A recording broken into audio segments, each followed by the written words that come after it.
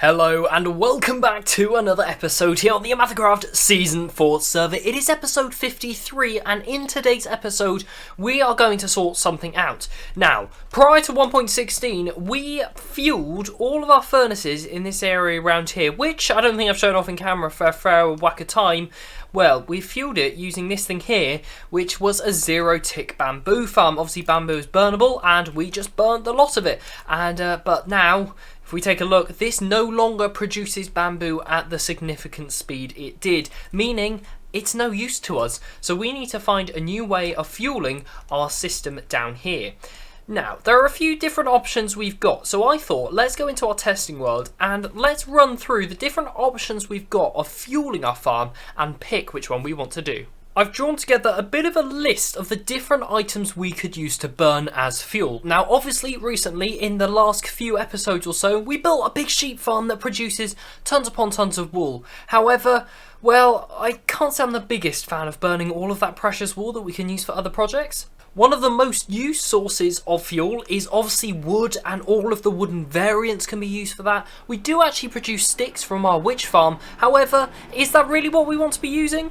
Wood is so valuable and has so many different uses, I'd rather not be burning it. Another option, as always, is bamboo, which we were already using with the zero-tick farm. However, if we want to gather lots and lots of bamboo in large quantities, we're going to need to make a really big farm. And then there is always kelp. We can automatically farm kelp, we can then smelt it into dried kelp and craft it into kelp blocks. These kelp blocks are really burnable. They will burn and smelt up to about 20 items per one block. Super efficient. So as you can probably gather, that is what we are going to be building in today's episode. We are going to build up a kelp farm. We are going to link it up to a smelter to smelt all of that stuff into dried kelp. We're going to make an auto crafting system and then we're going to feed it straight into our smelters. I've jumped back onto the server and I thought, well, let's scout out a location on where I want to build this thing. And I was thinking, well, how have we done it in previous seasons? Well, we have dug a very big hole and then in that hole we have built the kelp farm. But then I thought, hang on a second, we don't need to dig a hole, that's more effort. We just need to put it above ground, which is what we're going to do. As we can see, most of our buildings this season are above ground, which I quite like. And we're going to do that again for the kelp farm. So I have headed round the back of the smelter and the creeper farm just here. And I have cleared out this mound which used to be here. Or at least I've cleared out this section here because I think this is all the space I'm going to really need. Now we have actually kept this area here of the mound. I mean, we would probably end up terraforming that at a later date. But I thought for the time being, let's just tear it down, let's see what this building size is like, and then we can go from there. Now, while digging this down, I did uncover that lava pool, which was a little bit frightening, especially when I first nearly jumped straight into it. But up at the top here, this is the rough length of it. I think I'm going to go, it's going to be 32 blocks long. Now, I'm not sure how high we're going to go just yet, and I'll show you the design we're going to be using in a minute. But yeah, no, I like that height. I think that works quite well. And obviously, we're not having to dig into the ground, so it means that we don't have to mine it for absolutely ages. But I forgot how amazing netherite is. That durability is absolutely insane. This pickaxe was fully repaired when I started this dig, same with the shovel, and it hasn't really gone down that much at all. I could easily do that another 3 times, probably minimum, before that'd be anywhere near breaking, which is absolutely awesome. But I think the first thing I'm going to do before we get building is I am going to grab some blocks, just like that, and we're going to cover up this lava pool because I definitely don't want to be falling into it. I believe I have successfully set up the first layer. Now this layer is quite compact, and the reason for that is because this farm is kind of going to be in one big V shape. So we can kind of imagine this is the bottom V, and it is going to go up and up and up on that side and up on that side. That is why these two sides are obviously the closest they can be together. So we're going to have kelp on both of those blocks down there, and let's imagine with the next layer up, the kelp will be planted on these blocks here. We're going to have pistons facing this way. And what do we have going on? Well, I think to demonstrate this, I could actually do with a little bit of kelp. Now, with the actual key part of the farm planted in, as you can see, we put kelp along all of the bottoms just here. Now we're going to watch when we place a piece of kelp just here. We can imagine this is fully grown to level 3. Then we'll see that all of that road down there is punched off. But it doesn't go the whole way down to the very end because of the way we've made our farm. So the farm means this will only harvest this level just here. And it will stop around this point here because this line here is 32 blocks long. Meaning it will only harvest half the farm at once. Meaning we're not going to lose much and we'll get an even more efficient farm. So this is pretty much what we've got to do, and it is a lot to do, but I reckon that we can pull it off. So we can imagine that kelp will grow up there, and then it's only waiting for these corner blocks to fire, so we don't have tons upon tons of observers, which obviously saves us lots and lots of resources. But now what I want to do is I'm just going to build up a few layers. Let's build up another 2 or 3 layers, see how it looks, and yeah, we can go from there, and I'm really looking forward to see how this thing turns out. Now, I forgot to mention about how we're going to pull off the whole collection system, because obviously the kelp will get harvested, but it's only going to float around in the water. Well, we're going to make use of that floating around mechanic. Let's throw an item in, so that kelp, let's say, has just been harvested, and is going to float its way up, all the way up to the top, where we are going to have a specialised collection system, which we will work on at towards the end of the video. We can't really do that until we have the entire farm built up. We have built up 5 layers, which means there are actually 10 sides, which is quite a lot of sides. That is quite a lot of sides, and if we take a look at this thing, it is actually quite high at the building itself. Now, I don't think I want to add actually any more layers onto this thing because, well, I don't want to really overpower that building there. I, in a way, actually like this building to be a little bit smaller and shorter. So that's why I think I'm going to leave it at this height here. But now what we need to focus on is we need to work out how we're going to do the collection system. Now I have a few ideas, and for this we're actually going to need to make use of our ice blocks. So what we're going to do is we're just going to build up the side over here. Why does it always seem to be night when I want to record? Anyways, I'm just going to crack on with things, but here we have the kelp farm, and what we have done is I've placed down 2 layers of blue ice, and this blue ice has a layer of signs on the sides just like that, and what we want to do is I am thinking if we run a water stream that flows towards the signs on both sides, then all the kelp items will float onto there and flow onto this blue ice, and then on this blue ice here we have water streams which will carry all of our kelp into where it's all going to be smelted up. So I guess all we need to do is pop down here and place a couple of ice in like that, and then we're going to run a whole line across. But I reckon what we should do first is just see if this will actually work. So let's grab our fortune pickaxe and break these.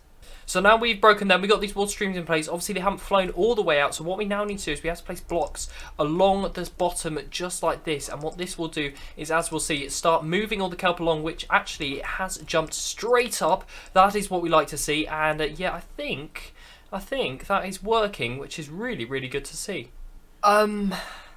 Something's happened, and I'm not really sure why it has happened, but the water streams were working on this side. Obviously this is the middle point down here, so all that started flowing. Then I've just finished that side, and then all of this has fully filled in with water. But that was flowing water a minute ago.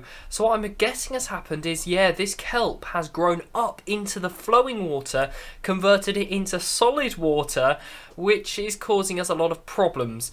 Now, there is one way I can see around that, which is we're going to have to rip out this line of kelp here, and on the same on the other side, and maybe even some of the layers down there. We're going to then turn on the F3 menu, and if we plant our kelp just here, we will see that we have an age value. Now the maximum age a kelp can grow to is age 25, so that will grow another 19 blocks taller. So what we could do is we could literally count our way down. So that level there would be 25, that would be 24, 23. So we need to make sure every kelp we place is 22 blocks. So this is going to be painful. So I'm going to have to go through each and every one, keep breaking and placing it until we get that age 22 value. Once we get that age 22 value, it's not going to grow up into this water up here, meaning it won't reflood this once again. But I mean, that's going to be a right pain I'm going to have to place loads of blocks down to refill that, which is great. So I guess that's what I'm going to be doing for a fair old while now,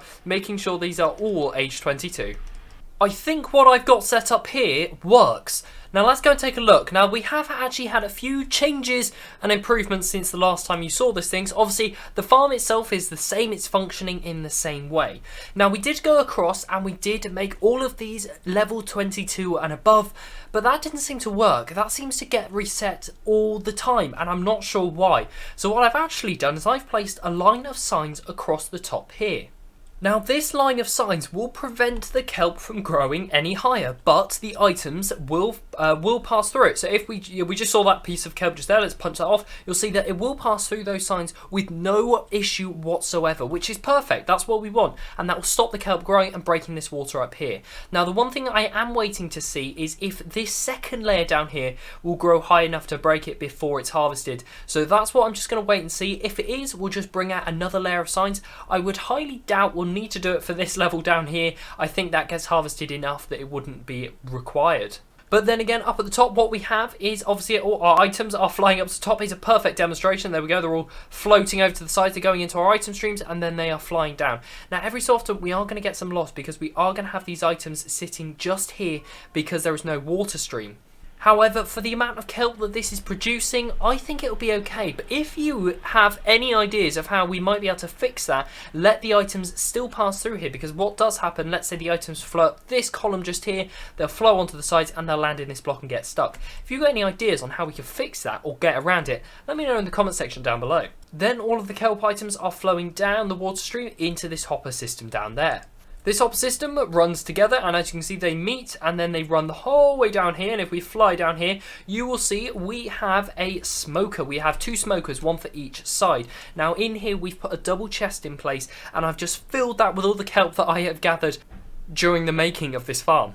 And it also provides just a little bit of an overflow protection. Let's say we start getting a lot of kelp coming through this system and it can't keep up, well there's a little bit of overflow protection and that will make sure we don't lose any kelp and it doesn't start despawning up at the top.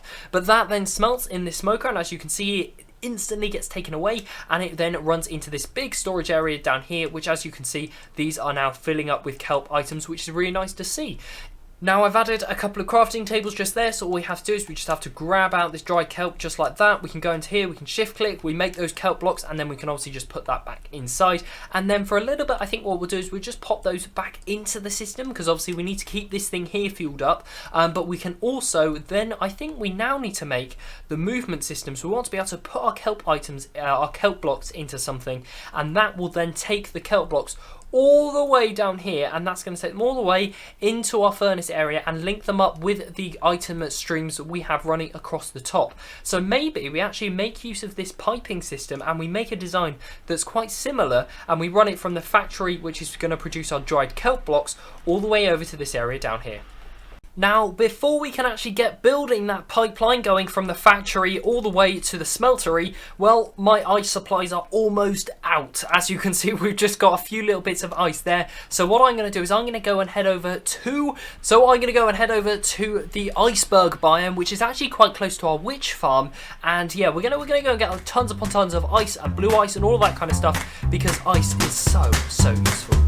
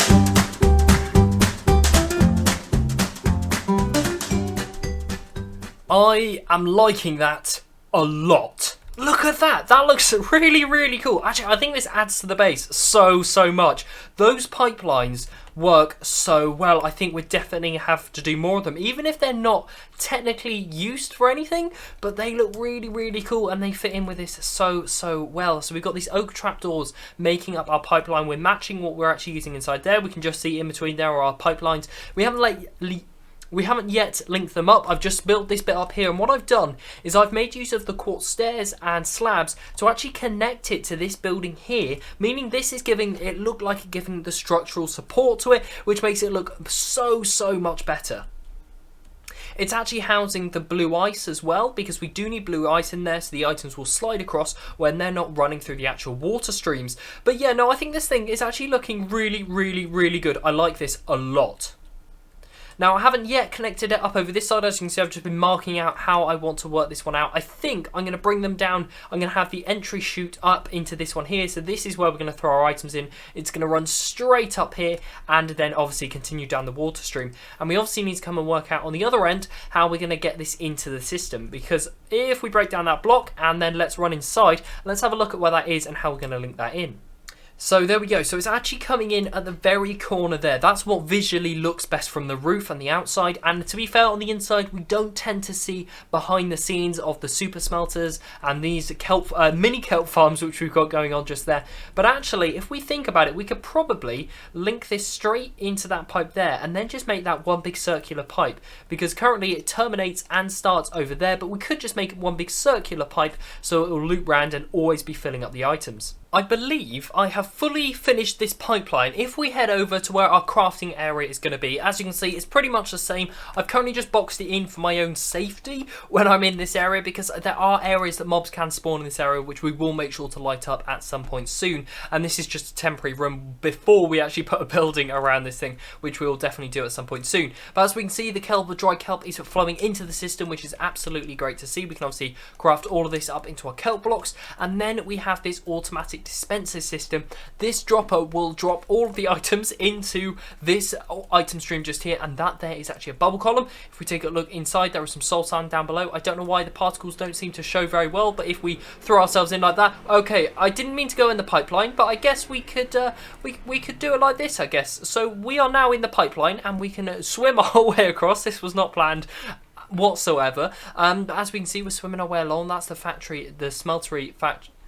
That's the concrete converter and wood farm next to us, and as we come along here, you'll see there is a drop, so the items are going to flow all the way along here, and then they're going to drop down to the bottom. And once they're down at the bottom, if we can get in here, as you'll see, this pipeline continues, and they will make it the whole way into this circular line, which is just here. And if we make our way out, which apparently we have, as you can see, this makes its way just into the factory, and that links up with this pipeline just here, and that will send all those dried kelp straight into the system, which is absolutely great to see. Now, taking a look from the outside, it is all looking quite good. I like this a lot. We might have to do something just there because it's right up against the wall. Obviously, that glass window is showing the water stream straight there, but I think it'll be alright. I am really liking those support structures, how it clings onto the building. I think that looks absolutely brilliant.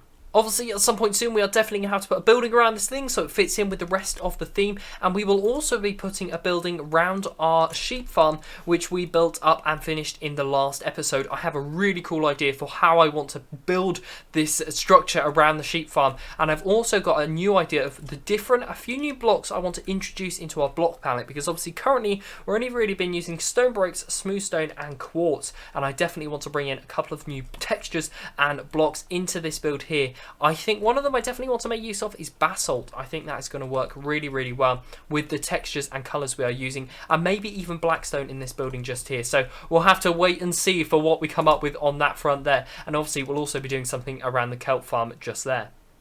But unfortunately, that is all the time I have for today's video. If you have enjoyed, make sure to leave a like and subscribe if you're new around here, because it really does help out the channel quite a bit. But thank you ever so much for watching today's video. If you have enjoyed, make sure to leave a like, and I will see you in the next one. Goodbye.